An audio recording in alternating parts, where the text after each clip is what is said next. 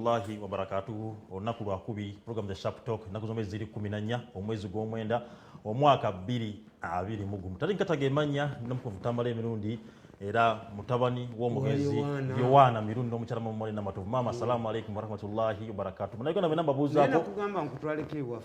Enja tontwala nakkiriza ne tontwala. Olabe ekiteke bazalira. Olaba omuti oguli mu lujja lwange. Bina ne chachi bali bagenda okubatiriza wakubira omugundi oluyi. Olyoka olabe ensuwa gye nazaalibwa nayo. Is there. Banagana menamba la musako era mbebaza okuba ndi mutu yokumiddeko oli ku Facebook mbebaza abali ku YouTube mbebaza mama wagana okuntwala era mama kankulope mama muzeyi namugamba nti naye ambuza abuza bwe mugamba ngamba tujjage tandeeta so omusango gwejjereza musumba yajjayo nze tontwala daga yajjayo ono gondi mwenyina zone yali secretary general Kasule Lumumba yajjayo many people have played gondi yajjayo nange ntwala zino sabiti nange ntwala many of my friends tugenda ddi even tomorrow atali ali wano mu kibuga eri okuvala yasemattoka okumwokya ali wano abeera wano mu kibuga nga sinaba kuba ndi ngenda wala nnyo tindikali leero library enogiresi yes kambaboolere ti some people basiru and they provoke us into battle omuvuuka yazze ewange nababuuliranga nembaga nti nze ebyuma byange byali monitoringa Bobi Wine nga Bobi Wine bwakugamba nti agenda Mbala aba yavuddeyo nga Bobi Wine bwaga nti agenze mu Benda aba yavuddeyo kati omuvubuka ono yatereka Bobi Wine Mbale. I told you that Bobi Wine is in Mbale, is hiding in Mbale. Ebyuma byange byali bimulaba kakati omuvubuka yazze naga nti wali mutuufu nze nahostinga Bobi Wine Mbale ne mukweka eventually biwayogera Museveni nangwamu nantwala mu State House n'abantu abalala n'abawa miliyoni ebyebi 5 nze eyamukettera talina kyampadde yantwala ku bwakada nagenda mukuba essasi. You people, you provoke us. You think we are fools. President Museveni wrote to me before the elections. Prepare our books for the campaign. Nagira bantu miliyoni 5. Nindobuuza sente zino kanzizeemu okuba obutabo obutabo buno bonna buli wano kano kamu sente zebakozesa okuba nti okuba obutabo buneeno ng'ate mukalulu akawedde banziba 7 billion tebazinsasula 7 million kakati waddireetu lwaboogo odrek owokubeera omuka obulamu bwe bwonna n'azanya kaadi ze n'agaa nti sente za publicity bazimba nze nga mulaba ku byuma bino I knew all the conversation. The president wanted me to address 200 people.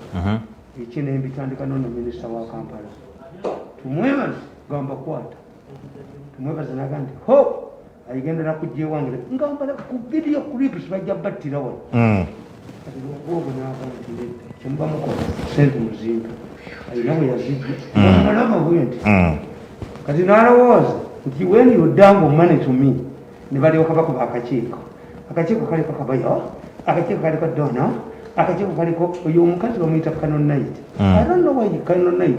Canon Night ndowooza babalimba nti amanyi one day yankubira essimu let us meet in Mbuya Barracks. Do we make it up in Mbuya in the barracks? Obera mu barracks omukazi oli yennyini n'akubira abewaffe essimu n'abagamba when I was poisoned the president has directed nti tumutwale ebweru. Me who has 2 medical doctors in Uganda ate bakutwala ebweru. Museveni ddala yagamba omukazi oyo. But why is it that mbabakola NRM kasabulu you are all lamenting muvane mukaba kiki tutekaba akakiiko nga lwaboogo yakakulira lwaboogo odrek mbuze dangling mbeere member nabagamba I will never be a Lugosi esadi Lugosi nene bodies gun I'm a highly intelligent man and I know my capacity nagana nali ntandise okukola n'oyo omukazi gwe bawadde obwa Kampala ne bamuyita Misa yes nempandiika katabo how to manage tumwebaze nanga oyo musajja bwajja waffe nanga ajja kunkuba kakati kankubuulire saakola nabo ne bajja mundiveesa nokiti Kalisa omanyi bagula shares ewa Kalisa if Kalisa you were serious nalira kuba Kalisa mutte the person you are dealing with is not a normal human being highly intelligent kati bamaze okugula shares kubanga obujozi bwabwe sente bwe zive wa Museveni bo be bayino ziria abalalambwa kati baguze shares mwene BS embwa yawe luli Kalisa gwe yagoba nalya ne 10 billion kati embwa ekomewe bakolere nali bamu muwange nyondo dilongo tandisa na bukambwe bwa yes. Let me tell you kicho tangamba what is behind this man who hid Bobby Wine in Mbale whom I monitored on my machine alleges and he recorded Museveni's voice. He has a recorded tape of Museveni. He was recording Museveni. The man came to me and said, when I went to the president and admitted that I was the one hiding Bobby Wine in Mbale, when he caused trouble in Mbale, as you said, you actually said, Museveni has not given me anything, but the people I took there got 5 billion. I was going to kill him. By the time you got 5 billion, 500 million, I was retaining these books. Many. Lulibanzi wa milioni usangu. Kati half a billion yajitadde mburuwaboga nkozesenge mbwai. Mate work under you. Nero abago wamusonyiwa. Anti nkubuulire nti omusajja ono anzizaamu memories. Asitudde obusungu. Abaganda bakuyita kolaki. Abaganda bakuyita kukudaala. Oba bakuyita kolaki. Kulangira magufa. Are you kulangira magufa? I was going to shoot this boy from Mbale. For you, you got Museveni gave you 500 million each. By the time Museveni was not giving me anything, I'm keeping this book as a rose, which is mining me up of a rose. You name zeta muri bakozo president mufuna omusala. Andi kukubolira gwameka. Milioni 2 milioni 10 ba advisors 50 million. 50 million mbunze yasuma tofuna. Emasazi diguli mani mbwe milioni munswere mpunu. 1 million. Siriri nyayo nswere mpunu. Bakwa million. You are discriminative. You don't appreciate what we do to you. Kati this man annoyed you. Mureke kujja wange kundeba jagalirako. Balita mukuto. Yes, don't vomit. You are gundi. You have eaten. I'm languishing with these books. That's why my family hates Museveni. This is our money. He wrote a letter to me. I didn't throughout the campaign. I didn't get a single coin. You come to me. Ndi Museveni bwe mutwalira abantu yabawa milioni 5 nze teyampa na mu recording. He recorded the president. I think it is a crime. The man who hid tolimetera bizibu tandise okwogera anti yakalisa akatambi akuwandikalise tewandi. No, I'm annoyed. Ometera bizibu kati. Do you imagine nti banzi ba milioni 7 luli naluyola nanyine buyinza okubeera omukobulamu bwonna ayagala okunteka mu mpale yengo olugosti. We must make this money poor. Let me ask you one thing. Abantu bano bakuhumiliatinga ne babanga bakusanguzako ebisooto and you still work for them and you still support and you still work for them and you still support watch to muta nabagamba when your wife chooses you of carrying a pregnancy that does not belong to your husband and you are bought mbaswaza bulina kunja baswaza ebrovono lamentinga babaswala. Yes, baswala. I will remain committed to Museveni, but I will continue embarrassing you. The people believe namufuta nzengetera mu motoka. What do they give me? Nabakuwatanga baga togobe kataga togobe nachobe ya muwasende. Myamwe rich man. Olowooza bino kati oyo omusajja yantabula omutwe nade ne besasi. Ojje wange ng'obutabo bujjudde mu nyumba gwe Museveni yakuwa nayita bakusasira n'abawa nayita bani n'abawa. Did Museveni give me a coin during the campaign? You come to me okufuuyira amagufa benyondo nyiro bane nkutta. Wakati ekyo nchi era nange mbadde nkusaba tukakkane out. Do you see this sword? Yes. It was bought by BMK. The late BMK. Nsaba mukama amwambaze nga naye wakwambaziza BMK. Naye amwambaze gye yalaze. People don't know. When I hear people talking about big people, I laugh. I told you that Kaki called me in his house. I waited for 2 hours for him. Bwe yagenda mugundi tebanzijako simu yange tebakebera mu nsawo nemmanya ono si mubi singa bangamba banjaze saali tewandiyingidde oba nali nzina empeke zange ziri dangerous nzeka wansi wamaso ngattane memory bibira wansi walulimi olulimi telubikosa inatanga nange kukeberanga tunabatandika program hizo binfuira kakati nga ngengira mu kisenge kya kaki kaki nga ndaga olukindo olurotinga kanga muganda nga olukindo lugenda kunzita yafuluma n'agenda naye nali niza asibe ekisumuluzo bwati olugendo kuba amasasi teyalusiba yakola kimama we yali awo. I had taken 2 hours talking to my wife, his wife, sharing how they manage the taxi business. I'm also involved in the taxi business. Kaki came back. He told me, do you know why I invited you? I have $50,000 given it to you by somebody who battered your son for treatment. Emitwalo 5. Eja dola. Nimuka Kaki, I believe in witchcraft. Nina kuddayo waffe mbeebuuzeeko sente enzitwalo basizitwala 3,000 kubanze nabawabira bakuwadde emitwalo 5 ate ng'osooka oddeyo weebuuze ne mugamba naye tewali agenda ku luzzi n'atase n'amazzi. Do you have Uganda currency? Ziri wazigaana omugamba nti njagala kuzizo nampa obukadde obwo 5 lwali lwakuna ku Friday nagenda Maddu Ugomba waliwo muwala wange ye mayor we Maddu. But when I said these things, she has disappeared from me.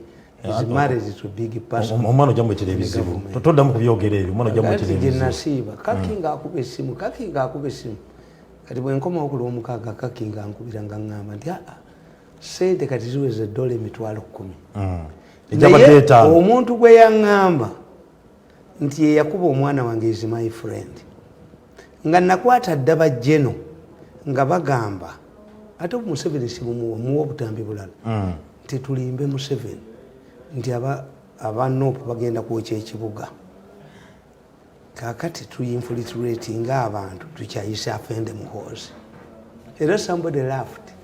Me, I'm not a part of government, but Kainderabakaba is part of. Are you now not a part of government now? Are you not now part of government? Sangakuba katambia kuboyizo kubera wana mu Uganda. Museveni n'abaga nti abaana temubakuba. As he said about the Karamajong. Yes, the Karamajong. Zidai kiyagambye. Temubakuba. Don't torture them. Abula mwogere bwogezi nabo. Babateeka mu bantu. Twandamanyi ne muhoozi. Kakati kaka tells me nti abakuba omwana nge baali ba muhoozi. Bakizeeno. Bonga bamanyi nti Mirundi ye. Bote bamanyi nti amwe rational man. Nyenda kubani. Muhoozi. Nenga muhoozi sayinza kuba mwana wange.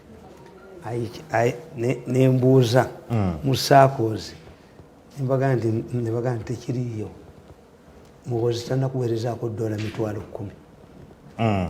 Kakati ku Lwomukaaga kakyankubira angaziweza emitwalo emeka $10,000 ntuulawo okuva ku ssaawa 6, 7, 8, 9, 10 nenkubira mutabani wange essimu ali mu security is my son from an Acholi woman. Tebamumanyi mu security. Nerinnya ayina lyali Kisholi. Anti zenna saliva kiri. Nina Lebengula. Mirundi Lebengula.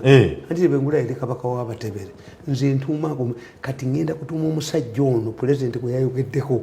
Omusajja omupokoto bwe babyeko enteezi n'ayingira Uganda. N'abba polisi n'edduka n'amagye. N'atwala enteezi. Aticu. Kati ngenda kutuma aticu. Mbadde no embuto 3. Kati ngenda kutuma aticu. Oba muwala oba mulenzi yaticu. Oyo omusajja mukambwe. Yayingidde Uganda n'akuba abaserikale ba Museveni ne badduka. N'akuŋŋaanya enteezi n'addayo pokoto. Osanyuka nga kubya abasirikale baga. Oyo musajja. Toli kuwagira violence. Kakati bwe zituuka essaawa 9 ne ngamba driver wange n'abasirikale bange. Omuyizi n'abasirikale abali mu leeya. Nina aba bodaboda. Ate satellite monitoring emmotoka yange. My car is monitored. How special? I'm an international asset. toli wayo tochali wa Uganda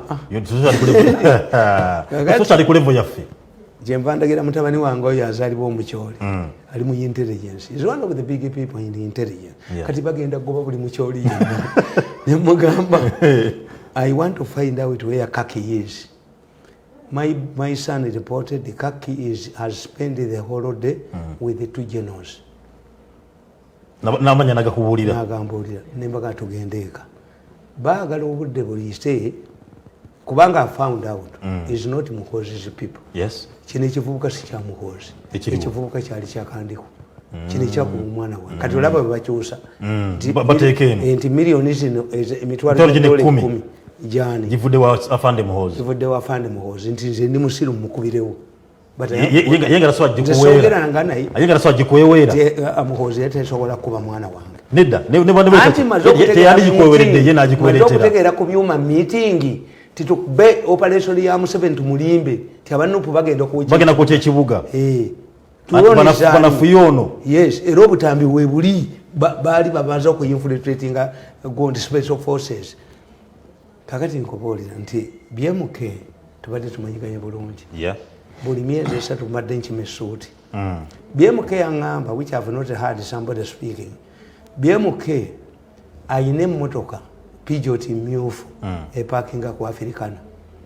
BMK told me taata we yajagalanga nnyo emmotoka eyo. Yagisanga South Africa n'agigula. Nange nengula emmotoka yemu myufu Benz Mercedes ey'omuzimu gwa taata wange. Weze emyaka emeka? Weri ate kati mu family kyayingidde ekitegeeza you have to produce rich people kati nze ate emmotoka eribeerangawo mu kiseera ekyo gye bali kugulira nga nfudde omuzimu gwange gujja kubeera mu mmotoka si mu kabbuli zina simu entaana yange bagenda kunzikanga nyimiridde I have my grave. Gomanyi banga logendo kumala wansawo. Bagenda kunzikanga nyimiridde. Manyi banga logendo kumala wansawo. Nze Mirundi omutwe gwange ng'ogandi eyebasa. Togwebasa. Guno omutwe gwebaka ekyalo Mirundi ayimiridde gundi. Bagenda gandi muzzukulu wa Tamale Mirundi ayimiridde sikwebaka I cannot sleep. And the village settled down with this head. Tumalize ensonga ya BMK tugende. BMK yaŋŋamba nti alina omusajja eyamwazikanga jaketi. Jaketi eyo n'agyambala nga agenda okusuubula oba nti oba ki. The man used to come to him ng'amusasula ssente nti omukisa gwange gwe wagutwala. All of these things don't feature. They don't know them. BMK directed that whenever you go there, ndira bwerere. But for me, namuganda no. Abakozi bo bajja kulaba nga nze am depleting your final. Oli musabirizo oli obega. When you get money give me. Mpere nakange mpola mpola. Kujja kulya gundi. When he launched his book I didn't attend. Me I avoid the big things. Bamaika bajja kubeera bani ologasiya. He sent that book to me. Kiranga me. Okay. And he sent it directly to me. BMK yasookera eno ka office kaffe kaali katono. Why? How did we come into contact? BMK gundi General Parts yewola sente mu banka using Kisekazi influence. Nga ne bw'oyingira obuyingizi okulamuza mu dduuka lya General Parts bakuwa soda. Ogenze bugenzi kyekyo window shopping. Ne bw'ogulamu natti ey'ebitaano akuwa soda. General Parts n'ateekawo akalwa akawangula. General Parts emmotoka zaabeerangawo awo kamunye. Naye emmotoka yagaa nti tunoonyeza giwangudde n'abula ngiwadde US ekibiina kya First Lady. It tells you how powerful. Kaakati BMK acumule gundi General Parts accumulated sente nga tasobola zisasula zali billioni 7. Okay. Mu UCB. Kaakati mu UCB Kiseka n'alagira bamuyambe. He wrote a letter to Minister of Commerce, Paul Etiang, to ban all of these spares. So whatever element you have. When you see these people know, when they want a monopoly, they don't operate in a business acumanship. Nti emipira gyonna mu Uganda egitunda jani Jamandera. Nti nze nalina company ereeta amanda mu Uganda. Wangamba company ya Mande. Yes. Kabonero n'agatwala. Kabonero yagenda ne vice president ye China. Amanda agatunda ne bagawera. Nengende wa Kabonero ne mugamba. Kabonero nanga nti kati gwe gula kunzi. Sigatunda. Aye Kabonero agasigatunda. Oshagatunda. revenue sijiwa ochagatunda nzo musajja Tamale ochagatunda mu P7 nali musajja nga ndi wa magendo ku nyanja kyotegeeza nti amande waffe tekaliyo ochagatunda I'm an international smuggler eyatandika okusimagolinga nga ndi mwana ayitodi kabonero ne muka kabonero revenue ate kati tukyabawo na sente revenue muwulidde bulungi national smuggler ali waneeno mujje mukukwate bajja bakukwata bagala bawo tebasobola kugala I went to Kabonero and told him webaddeko obujulizi gwo yes Kabonero do you believe you can have a monopoly in a free economy Kabonero told me okay buy from me buli lwogaleta bagakwata tugaleta era ngaleta mukyagayingiza bakakwata kale obalowooza tegaliyo Uganda enyuma that munyinza kutwepankirako you cannot have a monopoly in a free economy we defeat you kakati olowooza ndi mwavu kakati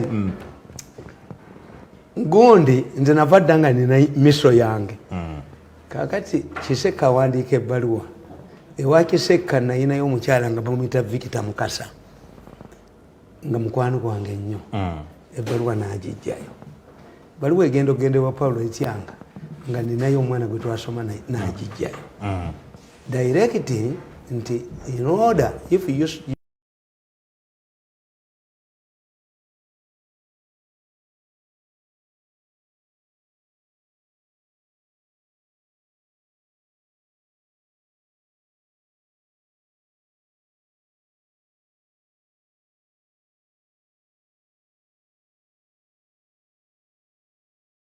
ngende we became like brothers yeah kakati BMK yalina ekizibu twatandikira eno mabegeno kayumba nkali awo kakati BMK mbolera ngamba ndi Mr. Mirundi have a problem woteri yange eno abazungu tebajjaawo lwaki tina swimming pool olwawe yakola swimming pool walinanyani Centenary Park yemu nengende ewayigayiga was rigged bade mwali yambye mayor by then yiga meya mwali muyambye tali yanguzi yiga tayina kye yakola mugundi mu Kampala yali tali yanguzi era yali tali yanguzi yiga teyali mu a Catholic was an auditor in Nsambya hospital je mamujja yiga simubbi era nakatayina yiga mwavu kakati yiga ne mugamba ti Bobby Mukaya agala gundi yiga nagana nagano ku space eyo nengenda ntutula ne BMK ne muganda BMK omanyi kwata sente oziwe Sebagala kubeyiga Sebagala kuwe wan mwe mwakuba mzee Tamale omusajja yali akolera ekibuga nga ogambe yali yanganguzi ayi ne mumukuba era yiga yangamba ndi mwana wange waswabiri gwa yajja wano nangamba teyo poloti ya Airtel nji inflating nengana netwatula kadala omulundi gumu teyali binvumye tewali enguzi yikayaliza Museveni should remember yiga abo temubagala abo government yamatebagala abasajja abayina amazima bwe ne mukivaako tekiyitako kakati gundi BMK nampita nangamba tewate omukyalo ono owe Masaka yetaaga buyambi wa Hotel Bravado what's a problem nambulira airanga the woman mwenza abantu bandi ennyo ngo Magufuli yali agenda okukyala mu Uganda okusenenga agreement ya pipeline yasala wasula Masaka Magufuli kakati ekyali kyala dise Masaka kiri kasese kibbi nnyo nali nkikuba essasi kyabba ettaka lyange lengenda ne bakizimbako nakini nendaba akasajja ka poliisi yaŋŋamba genda poliisi ekuyambe nga abalagidde bankwate nendaba akasajja kayina olufe tukalinga olukosi nekagamba take that man to the cells mukanga namugambwe eno ogiraba nina abamilitary poliisi bana did you search me nga kwine entwe bweti ate nakajjayo Masaka noyo nemujjayo nalinga byesasi ku mutwe lyakwata kisenge akakasajja akali Masaka kati kali eno gundi eno mukono kayina olufe tukalinga bweti babbye ettaka lyange ate baneregerako kakati I went to that hajat ekisajja ekyo ekiri ekasese ekyali kyaladde si kye Masaka bwe bategeera temwafuguli agenda kufula Masaka ne bagenda bakuba amasasi ku hoteri ya Boulevard ne bateekawo ebipapula mbu togikwata kuwe babeera bamulemesa okukola ki bamuteeke wiganaalya ssente byako national interest at all. Kakati ya Hajati naasirika but when I fought for her I think muzeyiranga her okumubuulira namunnyonnyola what was going on nekyo naye nkisabira buli lunaku bakikubeka sesa ate abekasese bakikubesesi bakittireyo bali bati bakijjeeyo ono bwabana batakijjeeyo kasese bajakyasa omutwe abekasese banja bakikuba omutwe bagwase kibbi. Kakati kyagamba lwaki ekikolekana ababbi bamotoka n'abaki bonna. I have evidence against this man. When I talk about you, I've already captured you on communication. Okay. Kakati Magufuli stormed out of the hotel. Nabaganti, I hear there is a hotel called Bravado. Mafuguli said, I'm going to pay for myself in Masaka. The hotel has no water, had no water. Water yali endongevuga. Kino ekisajja kyala DC wekyali kyagala okubbira ssente. Abo bomasaka ba Sempijja baani. I have no sympathy for them. Sempijja namuyamba nga atuuse mu motion tiyatenteza amawako. Ne bamukubera essimu tagikwata. Bajja kuddamu bagobe Sempijja bwe babakola. Bamala bajja ne baba naye ku mutwe ne babanyalako ne babasingulako amaziga ne babakomyawo ne babakozesa. Come back to me Sempijja. I'll shoot you. Kakati omukazi Magufuli yasula wuwe mu Bravado nenkubira bye mugene muganti nkoze eki. That woman bought a suit for me. Muyinze mbagamba masuuti kubanga ebeerawo. Yes. The woman bought a suit for me. Naye ekikwewuunyisa ti omwana wa Hajati oyo yali next to Mpuuga. Yavuganya n'Empuuga noono omulala yani ono muyayenyi era naye waabwe mbidde naye waabwe. Kakati omwana yali wakubiri. Naye what they have done is to make sure ti omuwala oyo tavaayo era bakutte muwala wa Sempijja gwe bawadde ssente mbw alina ttiimu muhozi ttiimu naye muwala wa Sempijja yafuna olwo obusatu n'omuwala oli who could help you oli yafuna obungi naye yadde obuwala disi tabufunye. This is how that is how NRM your government operates.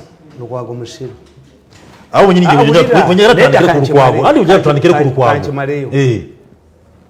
The deputy speaker in her address to the mourners suggested or proposed that BMK should be named a road or a street in Kampala. I know. Ekizibu ekiriwo, I know. It is the city council that sits and recognizes somebody. Yes. The power of city council. Yes. City council. Neka mbabuze. Give us a formula. Ani gwe mukubira emizinga nani gwe mutakubira. Mulambo gwani ogujja mu parliament n'okutajja mu. We want to need and who deserves state burial and not deserving. Nti gwe namaganda afiiridde mu accident mu Kagundi mbidde nakubira emizinga 20 BMK gwe muwaana omusuubuza badagata ku economy y'eggwanga. Tell us the criteria.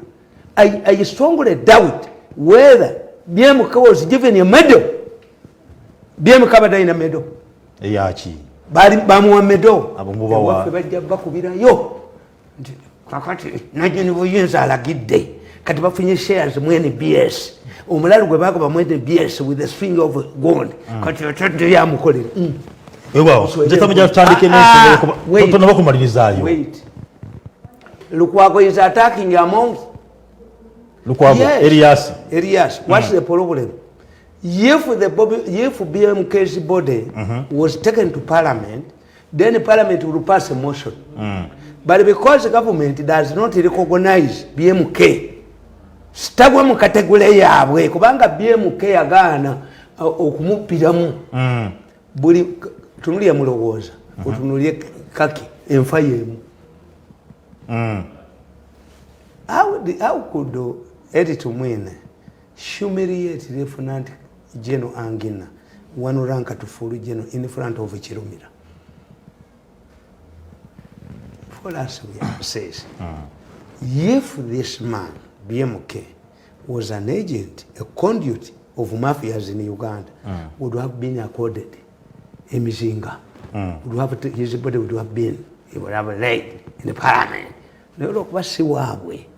Kakati Chicharity Amongi. Tiamongi, as a deputy speaker, if the body was taken to parliament, parliament would have passed a motion to recognize this man, Kakati, because you did not take it, qualifying this man was not accorded anything. We shall see. Why don't you stimulate him? Those are not medals. These are metallic items. A medal. How do we award medals? A medal is preceded by a citation. Mirundi, akoze kino na kino na kino. Chiwala baamini abused medals. Tuina kitita MC military cross. VC Victoria Cross. DM Distinguished Service Order. Chibera ntiania simanyi damu ani bajirina. But one of the these are metallic medals. Omusajja n'aleeta ekiteeso ti ababaka bonna abaatula mu parliament from independence up to today baweereddwa medals. You select those who made motions as a changing ensi. Kakati, do you know the cost of one medal?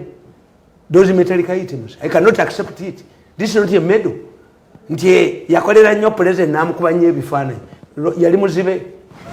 Buli omuntu n'omudaali mujja kulaba omudaali nga ne house galagulina nani. I don't need it. Even the position what wange temuli kulangirirayo because I know what we call a medal. I know what we call recognition. Kati lukwago tayina ekimuvumya Amongi.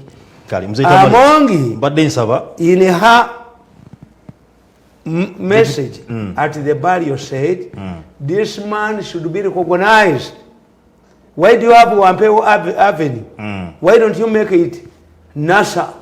Simanyi Wampeo Williams room ye waffe.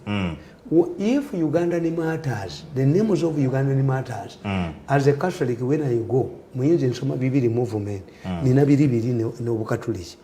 Kakati, osanga omusajja omuzungu nga ye Kizito. These Christian names, these Ugandan names are canonized by the Catholic Church. What wrong has this woman Amongi done to warrant Rwagaza attack? Amongi is a problem. Singa yamututte mu chambers ze nga waliyo criteria teyali ogeredde ku bafu directive yali giwereddewa the parliament would have passed a motion naye tetumanyi who is who atakkiriza kumunyoga atakkiriza kumuti munda weyo zino musajja muno nakuteka munda weyo ofuuka third textako ofuuka olugoso olwokusatu tolina kyofuna mu government. That's why obutabo bwange bwonna weebuli nti nze nyene mpulintinga obutabo to deplete my family tradition. Museveni akwagala nnyo anjagala munna Museveni anjagala nnyo ya accept ampa security. This is money. Mzee Tamale nsaba lukirize enough time njikuwa nobanga ensonga ziiseewo stop attacking banja tunulira ensonga y'okuba we must have let Lukwago say no. The issue is the people who have performed well and named after roads, streets, what did Amongo say which is wrong? The only thing Amongo did tutwina criteria bw'oba tebakubbiramu bw'oba tokkiriza kufuuka lugosi bw'oba tokkiriza kubeera conduit y'ababbi then toba kutwala mu parliament. Weewaawo omulamuzi Nakintu Katamba yavudde n'abeera nga yalaze olunaku ennaku zombi zigenda kubanga 2 egenda kuba balaza olunaku balaza olujja ogenda okubanga application ya bail ey'omukulu Mr. Update Muhammad Segirinya ne Alan Sewanyana bagenda okuba bavayo basaba. I will not comment on this. Why?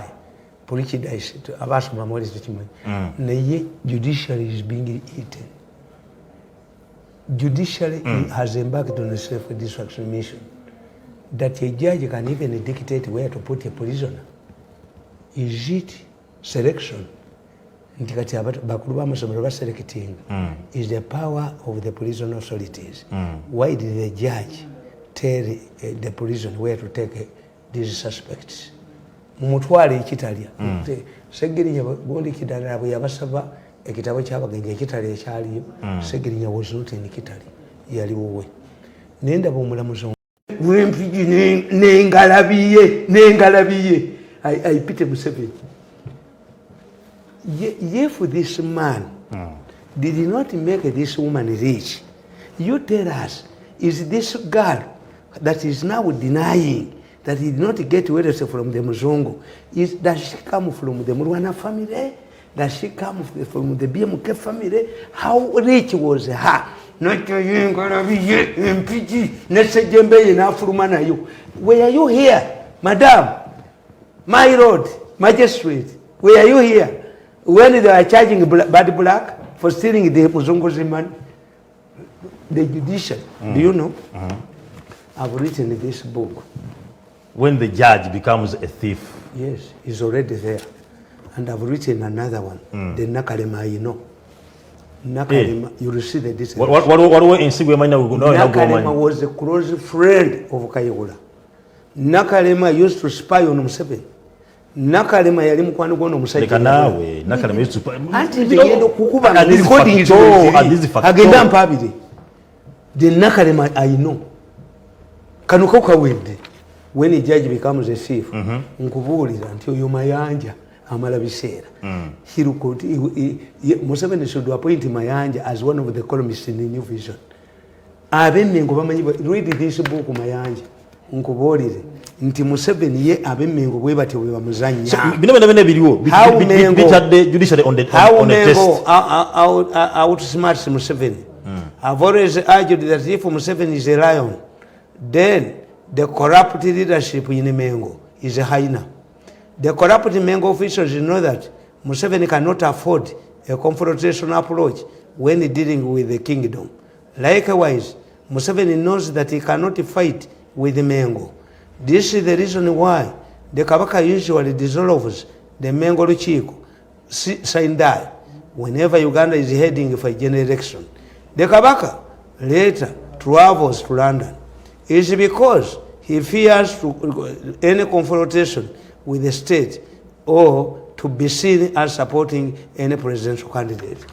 Museveni kati Mayanja akoledde bwerere akasomekana waliwo omulamuzi eyabba ettaka abadde ku Mayiroland Kiryandongo, and I've given you examples and I've written a book, the Nakalema you know. Kakati kankubuulire nabwandika akatabo kano how Mbabazi plotted his failed coup. Kana akatabo Mbabazi yaleka government ya Museveni agimazeewo. It is a limping government. Nakawandikadde 25th November 2013. Yes. How Mbabazi plotted government ya Mbabazi ya Museveni kiwala zima. Mbabazi yegikuba n'agimalawo. Ate Mbabazi was in the prime minister. Kati ene baluwa ogiraba ngikusomera. Eno magazine ogiraba. The Times magazine. The Times magazine. Yellow Times. Young. This is my magazine. Era yisinza okuwangalawo. Okay. Naye kankubuulire. The letter that forced Mbabazi out of government. Before you come to that, jasooke tudde ensonga eyaguntu givuddeko, jasooke twogere ku maliza ensonga erimu eya Lukwago. Elias Lukwago, the road mayor, yabadde olunaku lw'eggulu he was appointed deputy president wa FDC mu Buganda region. Era yagambye please okuba nti agenda kuba nti as a support ya FDC mu Buganda. FDC is going to embark on a mission okuba nti batambula eggwanga n'okuzza obuwagizi. You see, nabagamba. Lukwago abasajja akulembedde ekibuga. Nabagamba nti when you go to France, the mayor of Paris, which is Paris, normally becomes president. But Lukwago does not have this. Lukwago antagonizes everybody. Lukwago is a hunting dog. Lukwago ebbanga emirundi gy'amazenga gy'okwesiba ku bwa road mayor akubya abantu. Is a briefcase carrier of Dr. Besigye. Akwata briefcase ya Besigye omuli underwear. Taina crowd one. Lukwago musajja muyivu. Taina. Lukwago musekuzi wa ddagala mu ssabo lya leka naawe tosobola kukanya road mayor ku level eyo. Omusajja omuyivu munnamateeka emirimu gyazenga yesimba ku road mayor awangudde with the percentage eri great. Once you see the Westerners handing over a party to Muganda, kati ekyo kifu era negwadidde mubigere abadde Ssebuggwa abadde Muganda azi mu Buganda region nga vice president deputy president of Buganda region. Abaganda Bobi Wine yabatwala yabatwala ate naffe Lukwago teyagenda. toyinza kubeera n'omusajja alinga You see, me I'm happy with Museveni because I'm a Republican. Museveni gives Mengo money, never way be a papier and batutigomia, they embarking on a self-destruction mission. A Chayambi Kabaka Chiriach, the Kabaka way against Germany. But let me tell you, don't you think that Chavazingo also follows the sick? Don't you think that they first talk? We hosted you. Kabaka Lincoln, Yogera. Kuza yagala kulaba Museveni. Era bwe yagende wa Museveni namwa sente n'agenda Germany. Ono omufere w'emmengo ne bamusindikira gundi. Ono omuvubuka ow'emyoga. Nakangabala mu Bwakabaka. Ne bakwata ono mulangira Gadimba. Ye Gadimba sente zaziba azigulira mu kigulira Magala Eddiba. Manya Baganda bwe bayita Magala.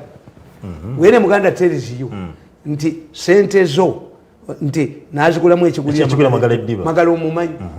Magala omumanyi. Magala yani. Magala omumanyi. Mutusomese. Magala kankobolire kibayita Magala. Is a Mary organ. Ye Magala. Ye Magala. Magala Eddiba. Tebagamba olubugo, tebagamba esikiro. Bagamba Ddiba. Nti sente zo oziguliramu n'aguliramu Magala Eddiba. Kakati Magala Eddiba ye teyebaka ku ki? Magala teyebaka ku lubugo, Magala teyebaka ku kuti mulangira Gadimba atakola. Ye yagenda ewasale kujjayo sente ye buli sente ye gyakwata agulira Magala w'Eddiba. Buganda nfu. Buganda nsonga ya lukwago. Kati fwe Abaganda aba Republicans fwe tutunulidde Museveni bwati as Museveni destroys Mengo. Museveni has destroyed Mengo. Pasokangabala bwati nga bamuwadde sente nakangabala. We have never seen a business katikiro. Mayiga bakubya Abaganda ne babagoba mu gavumenti nga abeera nakabuse nga atukuba. Bwawunyiriza obubina bw'abakazi. Aduka awunyiriza mbubina bw'abakazi. Tutusaawo. Anti badduka emisinde n'abakazi. Oli Katikkiro mulamba gwogeresa bw'otyo. Bwawunyiriza mbubina bw'abakazi adduka awunyi. Mayiga ye musajja alumba n'amasomero n'ayambulamu nappi abaana nabo n'abasolooza. This kingdom has been Kabaka yatuyambyeko ekintu kimu. Ssaabasajja Kabaka awangale agunde okota. Ssaabasajja Kabaka yatuyambye ekintu kimu. Mu politics batugala never quarrel with the success. Ssaabasajja Kabaka yagenze e Germany. N'atuleetera e company y'abasaveya epima ettaka lya Buganda. Bamu ndagaano y'olwenda baagamba. Tibwalibeerawo emirembe badiddamu ne bapima Buganda ntulaba mayiro ezigirimu yabajja e Germany. N'aleetayo abakugu okuva e Germany bakolagane n'Oweekitiibwa Makubu Attorney General batunulire mu tteeka ly'ettaka. Awangale okota. Ate kampuni eyo ye Germany Mayiga mwe yasome mwe yakolera internship. How credible is it? Yes. Mayiga did his internship mwe kampuni ye Germany Kabaka gye yaleese ekolagane ne Makubuya. Company yalagidde Oweekitiibwa Makubuya nze ngajjawa nagafunye dda. Ssaabasajja Kabaka yaleese kampuni ey'amaanyi. Awangale okota.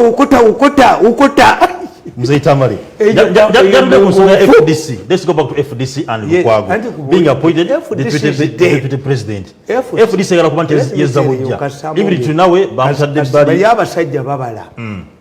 The Easterners are calculative. Abatabala Baganda. Caps Fungalo yagenze mu Eastern kati. Anti nkubuulidde. They know nze mmanyi. When Museveni appointed his son-in-law, many things have changed. All of those, he had put a government within a government as crumbling. Oyo gundi. Musumba, ne Kajegere, bali bakuba Kadaga. Nabagamba have records. Before the second meeting, Nankabirwa, tumwebaze, Chiwanda, slept in Entebbe. The early morning, attended a meeting at Munyonyi, where somebody promised all the second members 100 million if they remove the Kadaga. Immediately they removed the Kadaga, the man switched off his phone. Bawakanemba kube. Tiyabasasula. Bawakanemba kube. bawakanemba kubente basula omukulu yavayo nagamba nokugamba ekyamulemesa obwayala abantu bamusonga Mirundi yakuba kada. Let me tell you nkubulidde nti you know what is happening in this government. Okay. Era mbabuulira nembagamba nabagamba nti bali abasajja ba Kagame, all our neighbors Uhuru, they know we have elections after Museveni's election. They say if you don't want Museveni to interfere in your domestic affairs, create domestic trouble for him. Ebijambia oli abirika ali bwati tukita simalingi as you solve the bijambia the Kalamajongo. How can a Pokoto man enter Uganda and take his achuchu? How? And you reveal it? You reveal it that when the Kalamajongo surrendered their guns, what was the argument? Abaserikale bo badduka, which they did. Yeah. Now the agreement between Museveni and the Kalamajongo has gone because abaserikale bo badduka, and Museveni has admitted. Two, the president in political intelligence. When Museveni created KDA, Karamoja Development Agency, the Kalamajongo said it is Karamoja develops Arua. Why? Anthony Butere was a minister, came from Arua. And these people are not they don't know that the Kalamajongo are highly intelligent people. You can, tried to disarm the Kalamajongo, forcing them to dress, and they protested. So if you want to have a minister to develop Karamoja, do you get him from Arua, where Amini comes from? What type of political intelligence is this? If now you wanted to develop Karamoja, do you think that Kitutu, a ferried woman, who failed to handle $400 million, nabasi nibaba nibamukozesa, nono muzenyi wa Katemba, omwala bamuyita Nandutu. Can the Kalamajongo accept to Bagis women? Don't they have their own? Who is advising Museveni on political issues? That the Kalamaja is not Uganda. Me, I studied the Kalamajongo when I was in the State House. The Kalamajongo can accept the First Lady. Why? Is a direct link to the president. Yes. But they cannot accept the two failed a Katemba woman, Nandutu. Nandutu is not a Katemba woman. Nandutu is not a Katemba. Kati Gitutu, one of Mvuga, Bamita engineer Wam, Lutuama, Bata de Wobo of Wound, Baganemo, Yabawabit. Museveni does not help easy people. Lutuama yatege rububyo bulimu. I have a report. Lutuama bali bagala kumutta njaba kubira obutambi badduke. Kati Lutuama kali kaagende mu mukwate. Limu amukwata ne musiba ne mutwale wa 1300. Nito Kitutu tewavaawo. The Kalamajongo highly intelligent. Mumudde civilization. Omanya Bakalamoja kye baakola. Waliwo omusajja yali Musoga nga ye principal private secretary wa president Mukama. Mukama president yali agenda kusingana Bakalamoja Moloto. Nakola emirimu gye gyonna yabasingananga kiro. Nabaga nti mubatwale mubawe ranch. Oyo Mukama yabatwala mu hoteli. Museveni agenda okubogera mu ngabe yayamula. Did you get lunch? No. But I took Mukalamoja omutwale mu hoteli ali omukyere. Ye Museveni yabawanga nte zaabwe ne balasaako ne banywa omusaayi. Ono Mukama abatwala mu hoteli. Museveni yamugamba Mukama go back to Kampala abakugobye. The Kalamajongo sacked the principal private secretary Mukama when he joke with the Kalamajongo. That the Kalamajongo can accept two women. That the people who can develop Kalamajongo is a failed Gitutu, Emugisu, and the Nandutu, a Katemba woman, a Dwamakita. President Museveni yasamoninze commanders over Kalamaja security. Yabasamoninze nga waliwo ensonga gye badyogerako ey'omukulu Jambia to Kalamoja. And you see, achuchu afusa achuchu. Do you know why these people cannot? Abantu bina bibakafa emyaka ebiri kyokka. These people cannot kill me. No. They listen to me and they calculate. As I was praising Museveni for disarming the Kalamoja, the flames are in the Kalamoja. We call it simmering. Akuma omuliro aliwo mu center from Masaka to Bijambia to Karamoja. Mzee Tamale, lwaki president soka jaba yewanisa nti agikoze era agimaliriza yagamba security ebyambe ne bijja yagamba Karamoja badisa minze ensonga yino yakomyewo Karamoja efuse Karamoja yaise iso UPDF bonna abayisa baradde. If you want to defeat a revolutionary you force him to undo his achievement. In the agreement, the covenant Museveni made with the Karamajongo is over. Your men, your soldiers will run away. My soldiers are not going to run away. Now a Pokoto warrior enters Uganda. Is it Kenyan army? If a warrior can enter Uganda and take his cow, what if we are invaded by the Kenyan army? Just dangerous. Simmering, we call it simmering. Akuma omuliro guno ali mu center. Kakati after Karamoja, you will see West Bank front attacking Arua. So akuma omuliro ali wano. Aberawo nga awuliza bukyita simmering nti fulemu zifuluma wano, nezifuluma wano. Mugenda kulaba nabo ekyamasomero.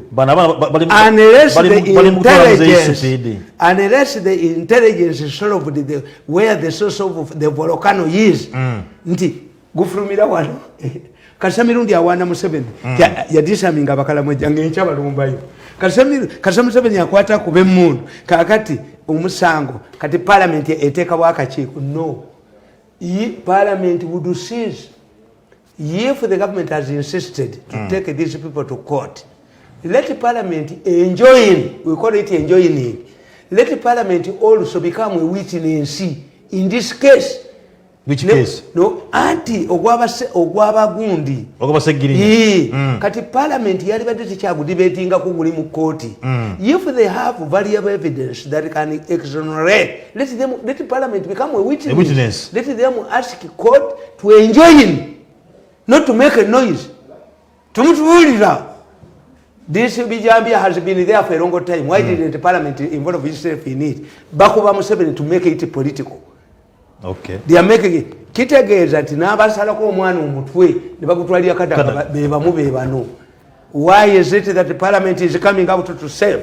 I don't blame among fears them. But I was yes. Let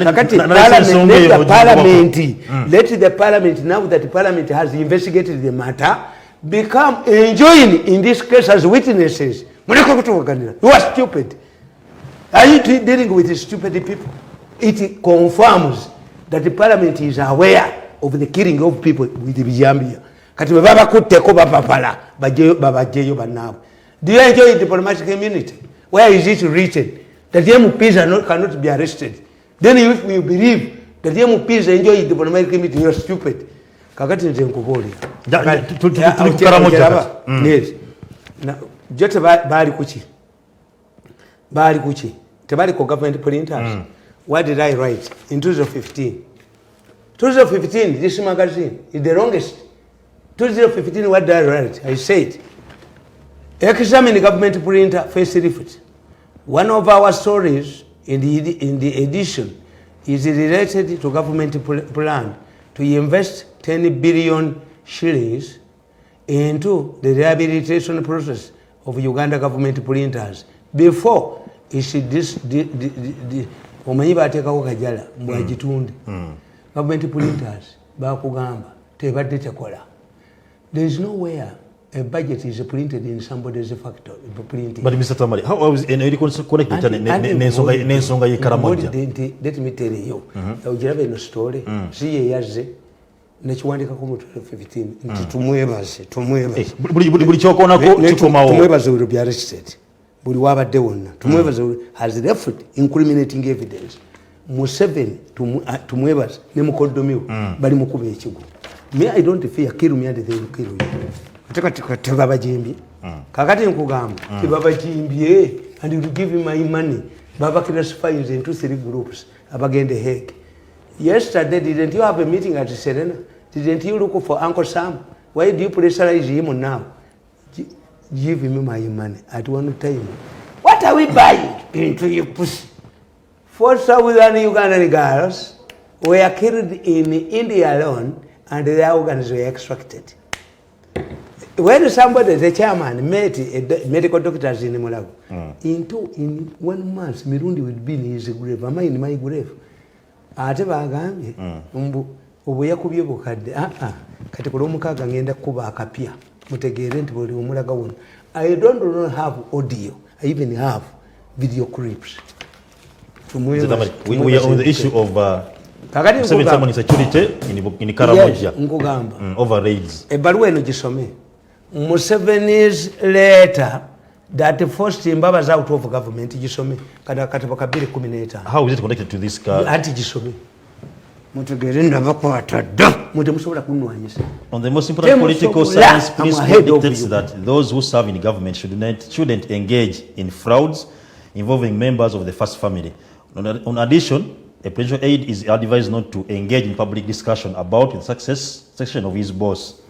It seems because of his legal background, former Prime Minister and then Secretary General Mbabazi did not appreciate these principles. By the time he became Prime Minister, the First Lady Janet Museveni was already a minister in charge of Karamoja. Many people did not realize why Museveni appointed his wife in that docket. Museveni, the person who had a humble background and revolutionary, is keen to transform society. This is why Karamoja is today a key policy issue. Unlike previously, different from former presidents who did not solve the fundamental problems of Karamoja, Museveni has done so. How? It should be recorded that Uganda's first president, Sir Edward Mutesa II, apart from donating his salary to Karamoja, his first post-colonial government had no particular policy to transform this area. In 1983, Obote welcomed the leaders of the cattle rustlers in Karamoja and gave him a UPC party card and T-shirt as if the man was fighting to join a UPC. Amin had ordered the Karamojong who were moving naked to dress up. The Obote regime also tried to dig boreholes, thinking that the problem was water. The Karamojong vandalized the boreholes and used the pipes for gun barrels. Attempts also to form a Karamoja Development Agency, KDA, failed, as it was later nicknamed Karamoja Develops Arua, because the minister in charge, Anthony Butere, who hailed from West Nile, allegedly used it to offer jobs to people from his area. This explains why Captain Tom Butime was appointed minister in charge of Karamoja. He declined the offer, considering it a demotion and humiliation. This is how Janet found herself into the docket. Since her appointment, a lot of fundamental changes have been taking place, and many of the factors that had previously been believed to be unsolved have been overcome. These include the disarmament exercise that has totally reduced castle and theft. Because of the prevailing peace, the Karamojong have embarked on constructive economic activities like agriculture. The First Lady's efforts have created confidence in non-governmental organizations, donors, as well as investors. Karamoja is now marching with the rest of Uganda, as opposed to the pre-independence mantra that Uganda had no time to wait for Karamoja to develop. According to the peddlers of this cataphrase, it was impossible to develop Karamoja.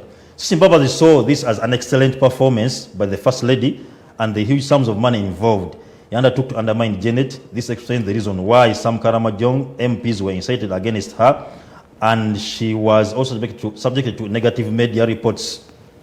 Mbabazi went as far as trying to undermine a cattle branding exercise by an Israel company. President Yagambe gundi ene komeo ente sobolo kubanga zitekebwa mu chips okuba nti baziregisteringa bulungi. Ako kabiri 18 wese myaka 5. President Yagambe issue eno eyokuba nti ente bakomyewo chips zizemuzekero mu bisoro binene. I invested, I joined them, captured information, vital information, and I'm very dangerous. Here you're saying Mbabazi project eno yajikuba. I'm a very dangerous man. This deliberate sabotage on any otherwise excellent work attracted the president's attention and sent a strong warning letter to Amama Mbabazi. Museveni's critical questions to Mbabazi. The letter would later shape the eventual political events in the Prime Minister's office. Some of its stinging comments had the effect of clipping Mbabazi's wing. The president told his Prime Minister, thus, although I am not a lawyer, I am well equipped with logic and patriotism. Logic and patriotism in this case focus us to ask the following questions. How long has cattle rustling gone on in Karamoja? Without viable solution, had the whole government system of Uganda since the colonial times put in place to stop this mass suffering of the Karamojong amounting to slow genocide. When Honorable Janet inquired all over the place for technical answers to this problem, she came across this technical answer. She referred it to the administrative authorities, permanent secretary, and the permanent secretary referred it to the procurement authorities and the legal authorities, Solicitor General. What mistake did she make? Where the electronic branding was implemented, has it worked? Has it helped? If it has helped, should it be concluded and expanded, or should it be killed to those to whose detriment will it be? Were the reasons for the delay genuine or just contrived by the implementers to increase the price? Are there comparable technical solutions in the world and what do they cost compared to what is being requested that letter for? was written by Museveni to Mbabas to stop harassing his wife over Karamoja issues. Why was Mbabas interested in Karamoja? Chechakubya bigirimana. Nemba kuba nemba teka kutta.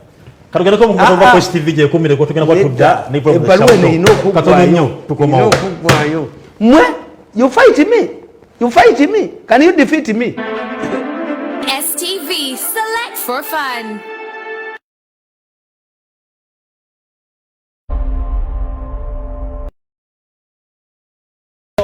In the land when it comes to youth entertainment.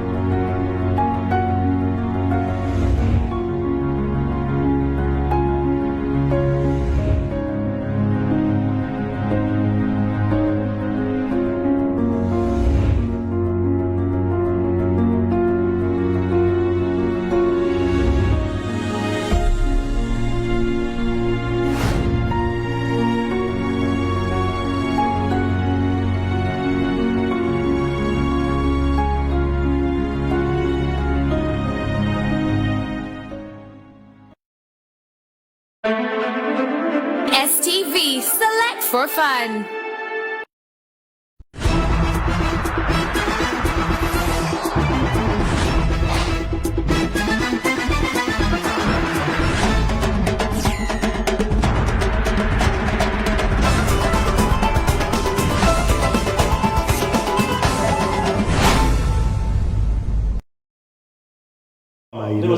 Festival muri bangi nnyo omukuru Habert Kawesi emakindi awo nkwebaza wamu ne Saalongo kaziwe osiwa bigoloma police station sebo nkwebaza ndanga kuli kezadde yabalongo webale kubanga kuoli wamu ne Doka Saalongo emakindi benambe baza muri balonja abe mutungo baganda bangi bebaza mwe buno bulezi bunjoge buno tugere maso ne balwe nswere mpunu you cannot humiliate me. Mimi nasikia watu wanasema uwa unaua nini? Mnafikiri mimi ng'ombe, mnafikiri mimi ngondula, mnafikiri mimi nkoko. Uwa Mirundi muntu. Mirundi msambo. Mnafikiri mimi uwa. Hapa kufikiri. Mgane mmutte. Mnafikiri mimi ng'ombe, mnafikiri mimi nkoko, mnafikiri mimi umbwa, mnafikiri mimi gondola. Mnaweza ndindika gondola. Mimi msambwa. Ukapata miaka kulu. Ngalo. Wewe tugera maso. Achakunte kamwanda we yeye ngolo ko simukole. Sibe na kumwanda we ya muntu ngalo. The president added in his missive to Mbabazi. The EPDF has done its responsibility by disarming the Karamojong and Pokoto and bringing peace to the area. In order to consolidate peace, the government must resolve the problem of identification of cattle and linking each cattle to the owner, so that when it's stolen, there is no doubt as to who is the original owner. The Honorable Janet being on the ground, he said, she searched until experts told her of the technology solution. I commend her. Stern warning. Therefore, Museveni warned Mbabazi, solve this problem and stop the comic theatre of service importance. Where the Wananchi are left to endless suffering when there is a so-called government and so-called decision maker. If there are comparable technologies that are cheaper, let the concerned authorities say so in order to move. Feedback. This letter infiltrated Mama Mbabazi, who for a long time had not experienced such stinging criticism. It is on the basis of this that the services of the CID, Director Joyce Akuro, were sought. She assigned herself the responsibility of investigating the alleged corruption in the cattle branding project in order to either implicate or embarrass the First Lady. Akuro also worked tooth and nail to implicate Permanent Secretary Pius Bigirimana because the President had in the same letter revealed that it was him who had drawn his attention to the fact that the First Lady was being frustrated and the branding exercise was being sabotaged. Although the President challenged Mbabazi to tell him whether the company had been identified and approved by all the relative government authorities was overcharging, and that he, Mbabazi, in case of this, should inform the concerned authorities about alternative technologies. It did not respond. In total pursuit of personal vendetta, Akuro came up with a report which he feared to release for the last 2.5 years, implicating Bigirimana in the corruption allegation. However, after realizing that her job was at stake, Joyce Akuro has since quite congratulated the report to media establishment, which in itself also points to sinister motives. Kakati kwa chimanyi, ndiyo kumenya government ya Museveni sinyangu kukoleramu. The First Lady was working with the Israeli companies. Nga bwakuba ekikato monte, tulina gy'ogitunda. Ekikato kijiyingiramu. Mbabazi also had motives mu kuba president. Naye sooka olabe. Muwanga, the Auditor General, published a report to the effect that the First Lady traveled to Israel 7 times a week. Ningwalabi nesejjembeye oye Muganda. Muwanga nesejjembeye Mbabazi yamukoza nesejjembeye. Muwanga oyina sejjembe. Oyina sejjembe. Empty head. Naye nange naga nabbe ettaka. Nakulu ono alupo. Alupo. Nawadika ojosoma akatabo kano nkubuli alupo kye yakolanga n'Embabazi. Ayirafa ati Museveni. Alupo. N'omuteeka wa alupo. Alupo. Abaganda baganda kabuko kakadde tekagwa mu nsekeri. Alupo. Alupo. Alupo wa Mbabazi yennyini. But boy ali so quiet. Chichi. Ngati nkugamba. Chi so quiet. Tayagala government. Alupo ntwe pusi. Walu twe pusi. Walu kaino butwe kati. Bajja katta. Nafune ettaka. Tamale alipotagala government. Nafune ettaka nabategeera. Ndi bagenda kuzimba we institute aba South Korea n'engula makati. Ngati baide gye balaga. Alufuna jja n'omutwe gwe wa president. Your son has grabbed the land. The president rangami. Yes, I grabbed it. I've stolen omusito gw'ennyama. People are carrying ibisambi. Wagulira nyina wakoni ennyumba. Where does mine nga bamukubye? Ettaka naliremera. Nilifuna $1 million. Nkalupa neregamu. Ne bateekamu akasajja mbu ennyumba ya musomesa.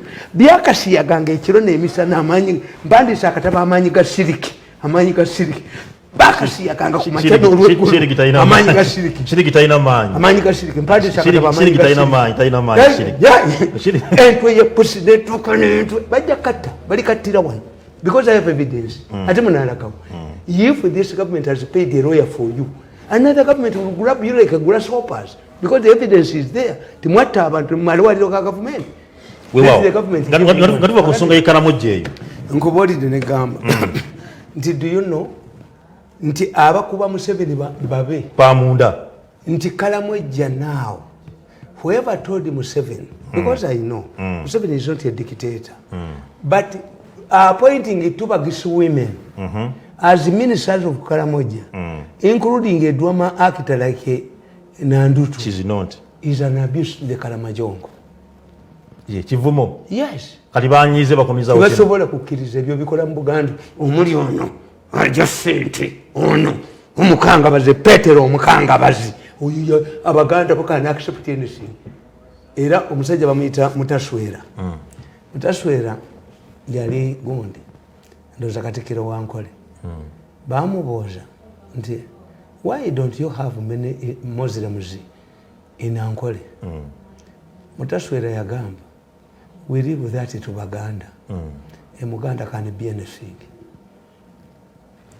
Atono ye no mulangira gadimba yesente zafuni wasali azigulia mukigulia magari diva ye magala ye buli kasero yakolera magala ne nyumba talina. Talking about Buganda. Yes. Talking about Buganda. Don't think leader of opposition igule yagenda na Majongo can accept 2 women from Bugisu.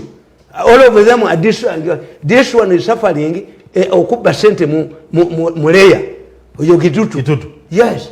Gitutu is discredited. It would have been sacked a long time ago. Museveni borrowed $400 million. Gitutu Najiba Nazi take away. Do you throw a discredited woman like a Gitutu to Kalamazoo? The families are meeting them set houses every Gambia Bagam between Masanyalazi. So it's single to Sumbua, Yamasanyalazi. Museveni acquired millions of dollars age. Njaba kubiraka. Nini wachi ya mwongero mulimi. Gitutu anti abazi batisi Gitutu. Gitutu haina kalina. Ngakulo ne yirega akulo ne yerega nagenda kwata abantu genda bakwate emotoka yefuli. Mzee Tamale, speaking about Buganda, leader of opposition Mpuga, Mathias Mpuga, Mwanga Kivumbi, Aloysius Mukasa, Abdulkadir Kawalia, bamitinze Katikiro wa Buganda over the issue of Bijambia. Lwaki biri mu Buganda lwaki ensonga bagifude political anti onayagala sente mbuba muwe ani Mpuga babirimu ne Mayiga babirimu to get money from Museveni are more powerful than Mengo. I'm more powerful. I have influence than Mengo. How? I'm telling you. Mengo yagwawo da Mayiga yakatikira asembye yo. Oli musajja muganda. I'm telling you. Ande musajja muganda. No kangabala. Mayiga baganda baba go atoyo Mpuga, let me tell you. Mpuga is an agent of government. Why? Omwana wa hotel Bulavada Hajat yali next to Mpuga has been silenced. Which means she made a mistake to contest with Mpuga. Why should Omwana wa Hajati wa Bulavado yadira next to Mpuga in Masaka, Museveni would be praised and appointed in a job. Kaboyo nono omwana ani asinza credibility. Omwana wa Hajati tebamu wa mulimo. She made a mistake of contesting with Mpuga wabwe. Ne badira Mpuga ne bamuwa emizinga ne Sempija ne bamuwa emizinga. These are the same. There is a government within a government. Sempija gomazo kuba nti yatta entezama wako is the Sempija you promote. Sempija kali de wanga mbu jaja na kuyamba luli otangayo ne kujira katomala kasi. Sempija ever venture in my home. Benko aso mutwe. Kubaba marobaji wakane baba niye kumazi nyola ko ne mukoma we wangu zemba simule tude kusonga ebijambi Mpuga yagenze na baba kabala the issue is now before court. Mpuga okumanya is an idiot. Mpuga is an idiot. Do you know the character of Mpuga? Mpuga bamukwata n'omusajja muloje ne bamukubeseza ono omusajja jattumala Museveni yajabba mala Museveni yagamba ogende oyende Museveni yakugamba ogende oyende. Do you have the credibility of Mpuga to be an opposition leader? But the opposition leader was opposition. And wabwe. Babachi kwatira muloje chaga. Bachi kubya sasa musajja kubya sasa chikutene mukazi wacho. Ya. Ono musajja jatomala. Museveni yamukuletira. Nikiri ku mutwe. Kizi jaga dekitinga maumawu. These are sellouts. I don't respect Mpuga. Look. Who brings in normal circumstances? Who can bring a proposal to reinstate term limits? Term limits are instated by presidents who fear their successors, like Uhuru if he had a chance. Yes, but how can Mpuga, opposition leader, bring a motion? One of his proposals is to reinstate. Once you reinstate, you are saying that you are giving himself an additional 10 years. He is not improving on the election process. Museveni yamwongedde emyaka emirala emeka 10 because the law is not abantu babimanya ebyo waabwe Mpuga waabwe wotegeera nti Mpuga waabwe nti omwana ono omuwala ono omuto Mpuga yamusinza obululu 10 ng'atamubbye naye Museveni tawadde mwana ono mululu tamuwadde mulimu kubanga yakola ensobi y'okuvuganya Mpuga waabwe. Why do they fight me? Lwaki bannwanyisa? mayiga tayina no mayiga bagenze embuga okuwaba ensonga ebijambi wakiri mu Buganda ebijambi byakamukayole Katikkiro Peter Mayiga n'abakubiriza okuba nti tayina mayiga tayina kantu mayiga tayina kantu era yabasabye oludda mayiga operates like a homo mayiga operates like a homosexual it depends on other men for amalagenda wangu kati mayiga tubulirengako nti kati kabaka yagenza okusaba ewa Museveni abakopi baleme musangayo nini muswaza Buganda mumuloza abasoka tebalwala abanyola tebalwala kabaka namala okwogera ebikankana nagende wa Museveni oluve wa Museveni nagende gundi gwadimba nagende wasale na jayo sente gwere bakusindikira gundi you think we are jokers if anybody thinks that Baganda fools we are not fools uyo mwana techa ina mugaso mwengo teina mwengo back to the self destruction mission nebetaka nijoga abantu akakalisi kaina muntu yennaga kalwanira kakutebwanga ate bwanga tugenda muzayi so katiko yakwata bwanga let me tell you nakalima yakanti babema omumbe jabwanga tugenda mukuza mu komere je bamusibira mugenda muzayo ne benzi tumujeyo mugenda kumuzayo mayiko zi mumbeja juu omumbeja juu bwanga juu mayiko zi tukubaka seja katoka kubire ndala kakolesa nakalema I've written a book the nakalema I know and with the audio and the video clips bakubire nakalema tamanya ono musajja ono yataka kubaga yataka wezi yajja wo musango teba meeting ngako simanyi umanyi nti nakalema yaketanga Museveni gobi okidde wane is my book njaga prepare for lawyers bank waniko ne bana kusiba oyogera kalebule bana kusiba mu Tamale kugambi mala kukwata nina machine zingendo bamala kukwata ku video nti abo babuze nakubya katambi ko mu Pakistan myaka enejise ne baganti ayina bukade nina bukade gwe kado kantu ya post katu the chairman nakatula nekaganti kakati we are safe the president is on our side at socially say even Museveni coming to pay for you nga international community bayina konti mwata abantu Museveni you are anybody who is advising Museveni to give ye lawyer is also kakati Museveni mu dragging mu kintu because is musajja abakwatirwe kisata yagala babatwala niye ono lawyer gwe yalese relative we tamanye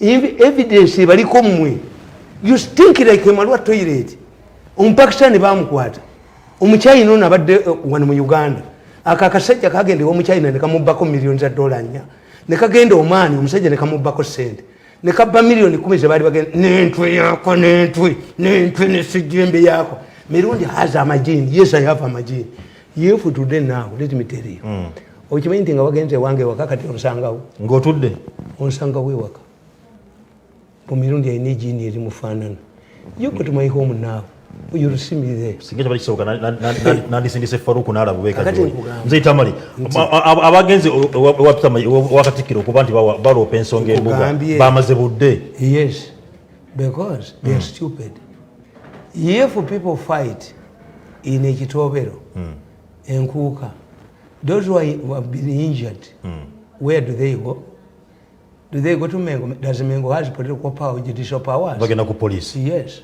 The person who banned the Bamanani Kapalis, where did he go? They wanted to politicize the killing of Baganda by these fellow people. It confirms that Mayiga, if I was in power, I would arrest Mayiga, I would arrest these idiots in Noob and put them and join their fellows. I would sack the magistrate. Like this magistrate in impeach. There is no evidence that the Mzongo gave this man whereas you are an idiot. Let us find out how whereas with this woman a fiancé before you go to the Mzongo. Nena we wasoma watuka ko mupitu mukazigwe gu magistrate we impeach. Did you reach P7? Because we know what the woman he want to save as a woman. How whereas was she before she found the Mzongo? Anda mansiru atiruchi toina siru gwe toina bwongo siruchi siru yomulabuzi bisale kuze kubeli ko mwenda mu court. You see we are not and Museveni is looking for investors. This is story of cheating a muyindi. Omairwa chomusajjo yes, but black. In the Arab, if you spend money on a prostitute, no financial institution will give you money again. Yeah. What this man was, why he was imprisoning a bad black and buying vehicles for her, they separated the two things. His business and his future. Yeah. Okay, I didn't know that she was a prostitute. I thought it was my wife. But the man was protecting his future interests. Yeah. If you have a law that helps a judge in a magistrate, you are lucky he's a magistrate in Mpiji, that a Muzungu who found an idiot, a poor girl, and invested in her, and the judge, the magistrate sides with the woman, there is no evidence. Mukazi gwe balozi byakugulya byonna ina receipt zabyo. You would say, if I marry Murwana's daughter, if I marry BMK's daughter, then it means a magistrate can say, I don't know where you got the wealth. You look at our family. Is it a wealthy family or relatively wealthy? Neomula muzinatula mu chambers n'aligiri ngalabi n'obusiru bwe adamayisi eyosiru ya busiru. Because as a fair person, a judge Pureto yawandika ekitabo emyaka 35 BC before Christ. He said the role of a judge, listen attentively to both sides, evaluate evidence and the passage sentence. How can you say that this woman, the Muzungu found in Uganda, there is no reason why? You would even have asked the background of the girl. How no itana abajulizi omuwala ono bwe yali tanalaba muzungu yayina sente naligengerabiyi under my seal that seal is a seal of stupidity. The seal you are holding in your court, in your chamber, madam in Mpiji, is a seal of stupidity. Your court stinks corruption. And is this how, if you want double wound marriages, is it how you are going to protect the marriages? Anybody who reads this judgment from this magistrate in Mpiji will run away. Ategera bano babbi bashuma n'abashuma kubanga tuvana muzaitamwe togedde kukutebwa kw'omukulu John Sanyu Katulamu yali prime minister wa Toro yateereddwa olumanya okuba nti amaze emyaka 2 ng'ali mu kkomera. Musajja ono yasibwa omwaka gwali gwa 2021 mu mwezi gwa September lwali nnaku mwezi ali 11. Omwami ono yasibwa nga akyajinga emisango gy'okuba nti nno ya financinga naye yatoyoyeka okutta ne reporter wange yamwasa omutwe ne bano ba Mirundi yabatta. Because if you don't know, me I knew. Nti muchiyigiremu bati bayina amaaso naye tebalaba. Do you think it is by coincidence that Lwakasisi killed 3 people in Imbalala? One of them was Dr. This permanent secretary of Health. Chikola bantu joka. Banditidde ekiwandiiko. Dr. Diana. Dr. Diana. Abana bange bagenze Ministry of Health. Mirundi Media Consultants. Ne bajjayo ekiwandiiko eky'obusiro. A man who has lawyers. Nti obusente mbukolera mu company. Me nakyokeza. Anybody who brings an agreement between Mirundi Media Consultants and Ministry of Health, I burnt it. That's the fake. Ebyo mbinkola ebyo. Bali bakwasende me. What amount of money do you have, you people? Nagamba kakasi kana kaino mtu kalinga mahanga takadiyo chakawuli acheje kagenza wa president kampabe. And I do business with you, my company. Nkolena mumu nsende mmeka nekituludde mu ekintu kyabwe nekitwalire batabani bange baloya nimbaga mubabuuza me I'm not a poor man looking that when you dangle a few dollars kana akadita $1 million nanika kudia musumali mutwe. What I'm looking from you is compensation. Because I've never, you killed my hypothetical career. Kakati nkugamba. Tunde Katulamu. Tikatulamu. Abayigirize. Kijana ngoma was a kuripo. Kali kasejja kalema. Kanyo wala jiwabo. Nekamuvuma nti agala omukazi kweni mazi. Kekali kamwambula mwempale. Why did he kill him? Ekyokubiri oyo musajja yatta kijana ngoma was an ADC of Mugisha Muntu as a commander. He deserted the army, started becoming a highway robber. When he was hired to kill Kijana Ngoma, he went into a bar and found the Mirindis and Vatiri Makerere. Never Mutegera, as they were zeroing on them, and then Yariagala Mutta, Nadukirema, Rwanda. Mayombo told me, Mayombo called me, tell me in a dilemma. Yes, the president, your friend has told me to handle this case, but he knows. Mayombo yamuwe misange ebiri. Museveni alina muganda we. Gwe yamuwa Mayombo n'agamba mwanike kalaba. Mayombo ne bamuwa omusango ogwo. Naga nti muhikirwa bamusibe. Mayombo yali agenda Kizza Besigye bamudemoting to captain agende Congo sekwe kumutta.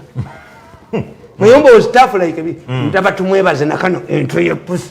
We are like Mayombo. Mayombo was not a con man. Mayombo could not kill as you have killed people in hospitals. Don't compare yourself to Mayombo. Mayombo was not a killer. Mayombo was like me, highly intelligent and credible. Alpha credibility. I'm Mayombo myself. But we are not related. Yeah.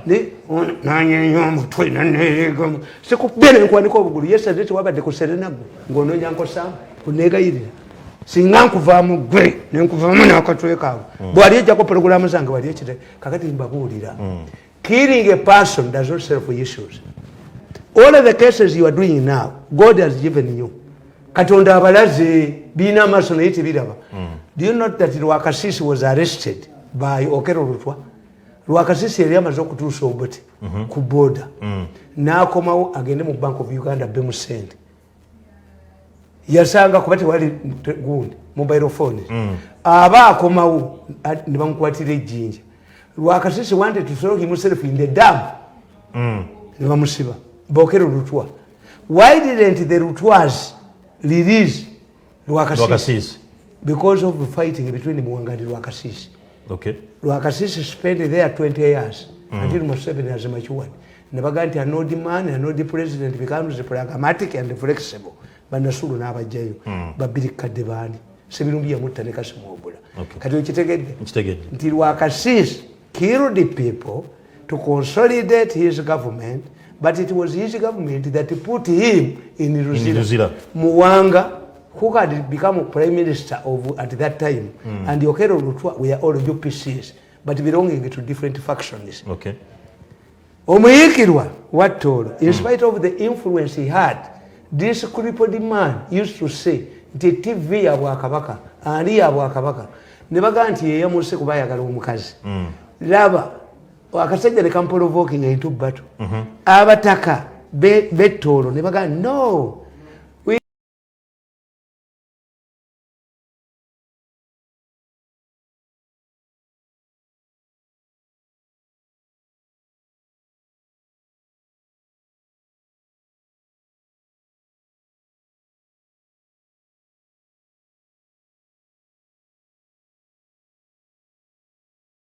Don't blame this man. How could this man kill people? What were the investigations? Oyo omusajja nze bwe nategedde nti ali mu famu y'aba accountants. Either Museveni alina omulimu gwayagala omuwa oba alina bye investigations kwe kumugirayo. Because is it a new government? Nabagamba nti the problem of Museveni's government is that we have overstayed in the power. All what we want to do would have been done by another government, reviving over the railway. But you chased people from the railway. You sold the railway to Rift Valley. Now that you have got oil money, you are talking about reviving the railway. The same people. Because you want to take money. You killed the UTC. You are the same people. We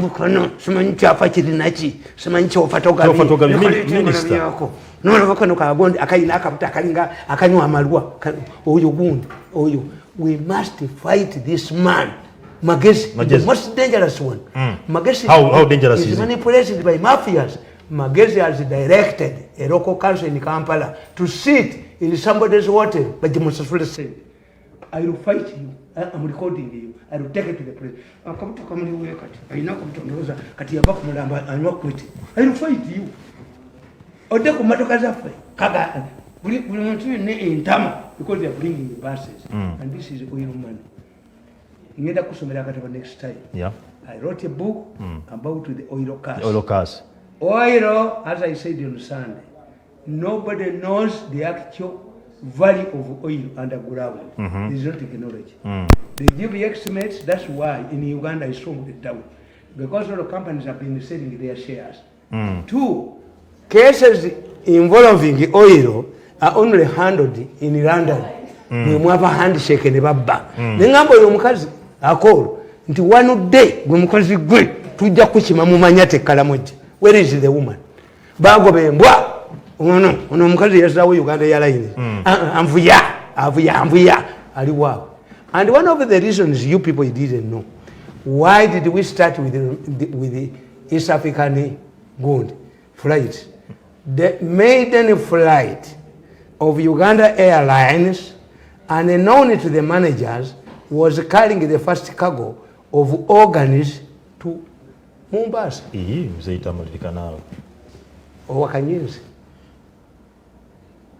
maiden flight? Yes. These planes were put there. The organ trade was from Zambia, South Africa, Sudan, Libya. Ye center yajo organize. Kati baleta Uganda Airlines. Etambuze. Museveni yali takimanyi nti these organizers omanyi ko omuntu wagula. Wawulidde akatambi ngenda kakuwaako. Hona levo bamujena wano bamutadde wali akasajja kaga nti consignment yakumeka yakusatu mulinde yokuna. And I know if you people you don't handle me well and you cannot kill me. Mimi nasikia watu wasema uwa unaua nini? Mimi ng'ombe, mimi nkoko, mimi gondo. Tukina kwa tuberekeleza nga tusiula nenga tusiula. Let me tell you. I know where the consignment that was supposed to go, this man was supposed to take to Mombasa where it is. Any organism anywhere. I know where it is. Yes. I know where a container containing organs, human organs, where it is. If you mishandle me. Manje bajikwese. Mkuatisi, mimi nataka pesa, sitake matatizo, sitake kazi ya serikali. No. Sitake kazi ya serikali, sitake kesi, mimi nataka pesa peke yake. Nimesikia uwa Mirundi. Kwa nini unaua Mirundi? Mukadde tugenda batuberekereza program the Sharp Talks sigenda kubanga nsuko waneno. Ngenda kubambaleka olunaku lwaleero. Mirundi musambwa. Tugenda batubira mu sports ne mwana mama jonna bulime wamu ne Saika Sin Sekalala. Mukama bakwenda mbebaza baddeko okuva itandikira paka 2 messages nabadde ku Facebook ne ku YouTube nabadde ku TV za menga mutulaba. Mbebaza okuba nti badde balungi ngenda kutumira abakozi benkoza nabo okudonde drone ku kamera omwami Jeff mu control room producer nga Usna Afeti nkwebaza wamu n'omukulu Homi tukoze naye leero abaddewo nga aliwo nga kalabalaba. Assalamu alaykum warahmatullahi wabarakatuh. Mukama abankumire. Obutabo bwange